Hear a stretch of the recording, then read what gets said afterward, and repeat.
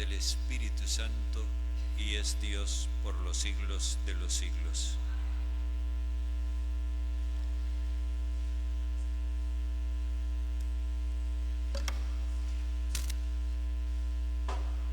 Lectura del libro de los Hechos de los Apóstoles.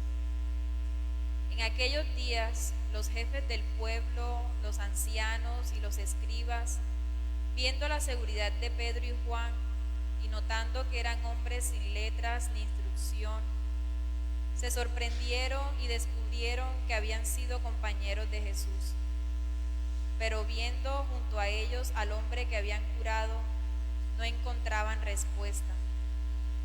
Les mandaron salir fuera del Sanedrín y se pusieron a deliberar. ¿Qué vamos a hacer con esta gente? Es evidente que han hecho un milagro. Lo sabe todo Jerusalén y no podemos negarlo. Pero para evitar que se siga divulgando, les prohibiremos que vuelvan a mencionar a nadie ese nombre. Los llamaron y les prohibieron en absoluto predicar y enseñar en nombre de Jesús. Pedro y Juan replicaron: ¿puede aprobar Dios que os obedezcamos a vosotros en vez de a Él? Juzgadlo vosotros. Nosotros no podemos menos de contar lo que hemos visto y oído. Repitiendo la prohibición, los soltaron. No encontraron la manera de castigarlos, porque el pueblo entero daba gloria a Dios por lo sucedido. Palabra de Dios. Te doy gracias, Señor, porque me escuchaste. Dad gracias al Señor porque es bueno, porque es eterna su misericordia.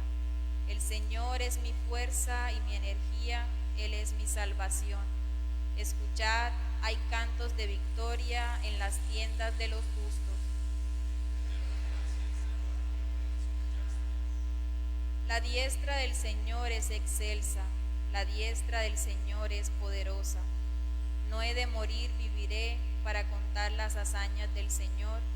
Me castigó el Señor, pero no me entregó a la muerte.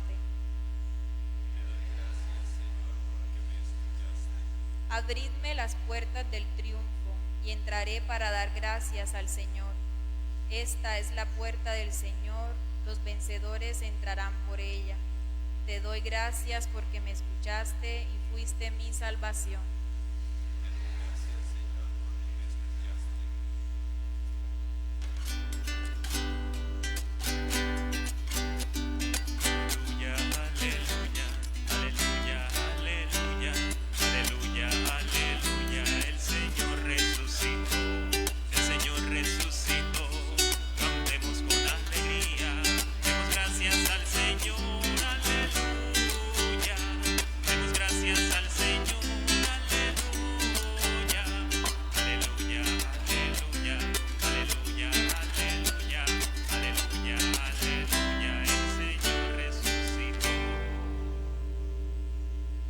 El Señor esté con ustedes. Y con tu espíritu. Lectura del Santo Evangelio según San Marcos. Gloria a ti, Señor. Jesús, resucitado al amanecer del primer día de la semana, se apareció primero a María Magdalena, de la que había echado 7 demonios. Ella fue a anunciárselo a sus compañeros que estaban de duelo y llorando. Ellos, al oírle decir que estaba vivo y que lo había visto, no la creyeron. Después se apareció en figura de otro a 2 de ellos que iban caminando a una finca. También ellos fueron a anunciárselo a los demás, pero no los creyeron. Por último, se apareció Jesús a los 11, cuando estaban a la mesa, y les echó en cara su incredulidad y dureza de corazón, porque no habían creído a los que lo habían visto resucitado, y les dijo: id al mundo entero y proclamad el Evangelio a toda la creación. Palabra del Señor. Gloria a ti, Señor Jesús.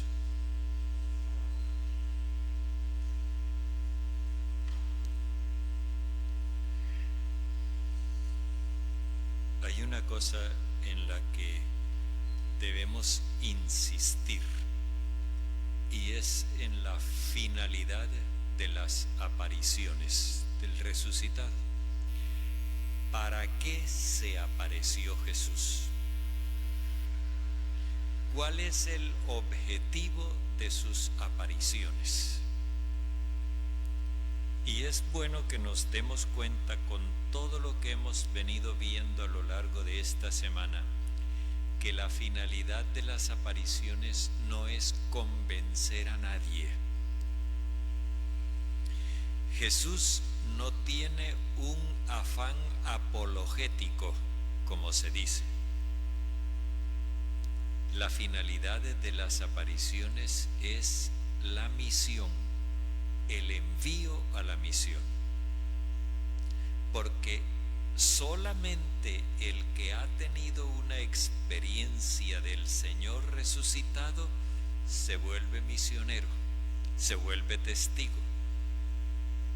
Esto, si le damos la vuelta, nos problematiza un poquito, porque en el fondo lo que quiere decir es que si no somos testigos, no hemos tenido verdadera experiencia del Señor resucitado.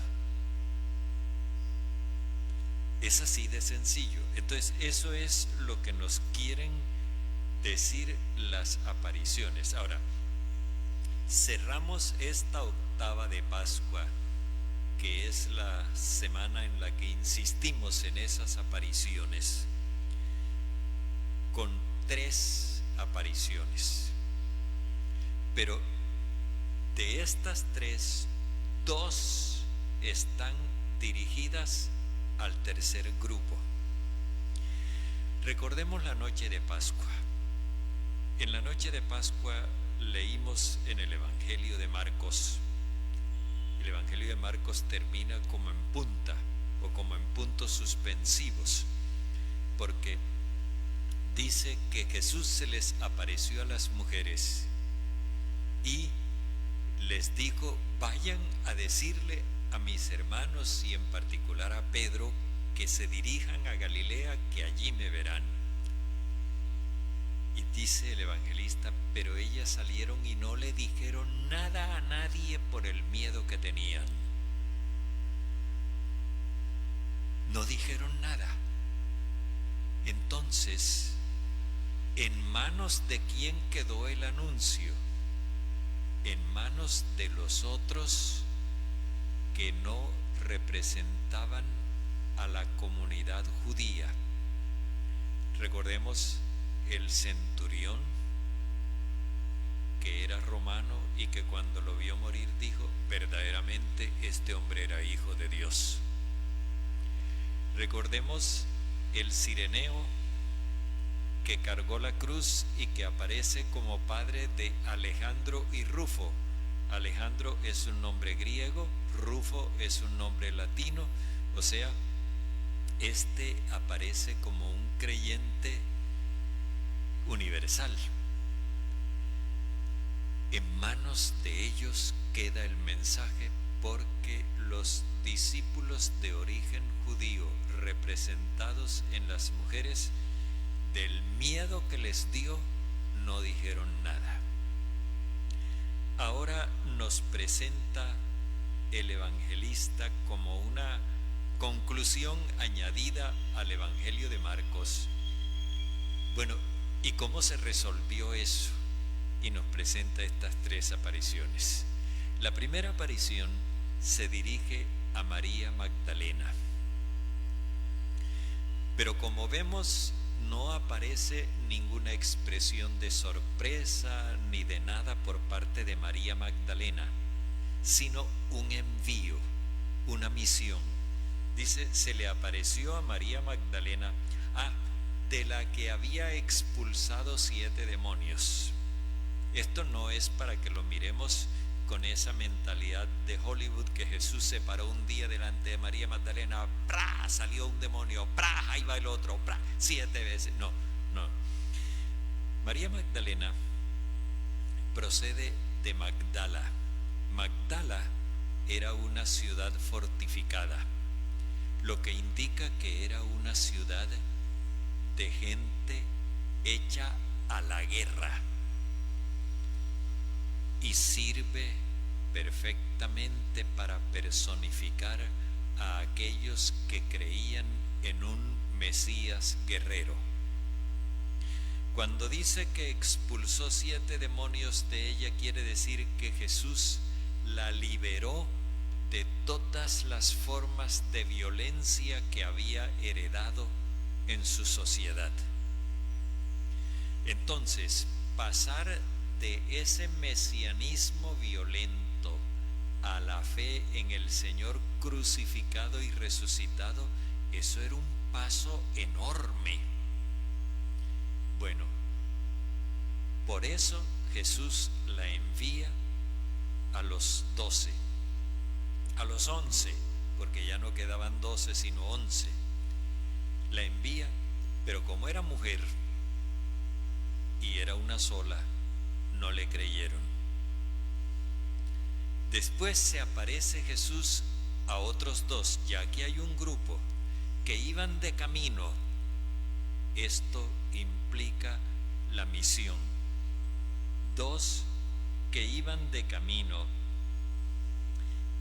y ellos se dirigían al campo.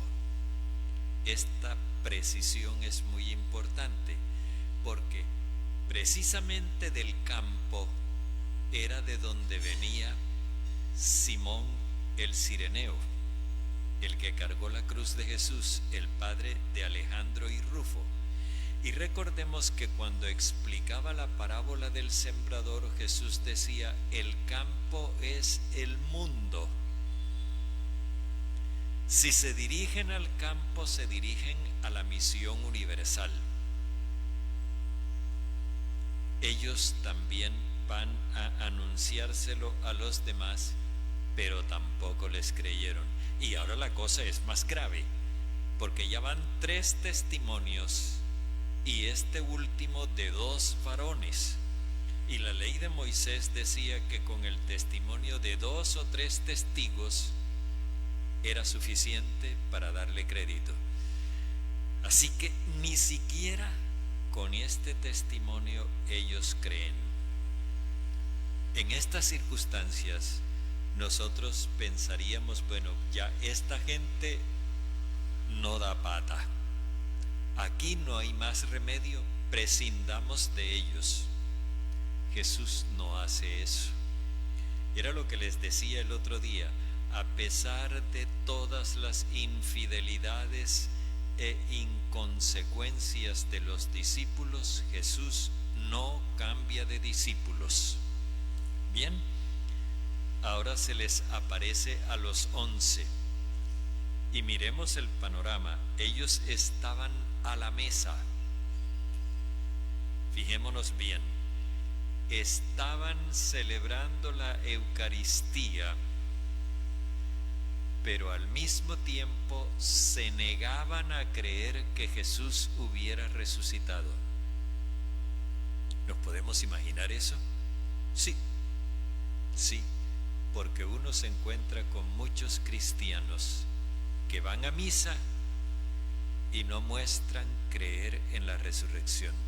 No son testigos del resucitado, no son misioneros.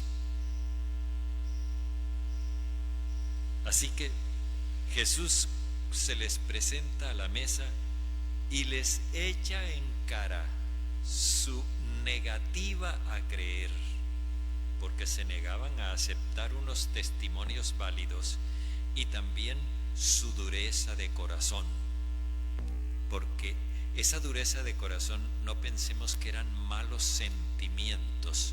Es que en la Biblia el corazón no se refiere solamente a los sentimientos, sino también a los pensamientos. Y entonces cuando habla de dureza de corazón, se refiere a que ellos están más apegados a la tiniebla, a lo que les inculcaron, a lo que les metieron en la cabeza, a la idea de que la muerte no tiene remedio. Y por eso es que ellos se resisten a creer. Jesús les echa en cara eso, pero los envía a la misión.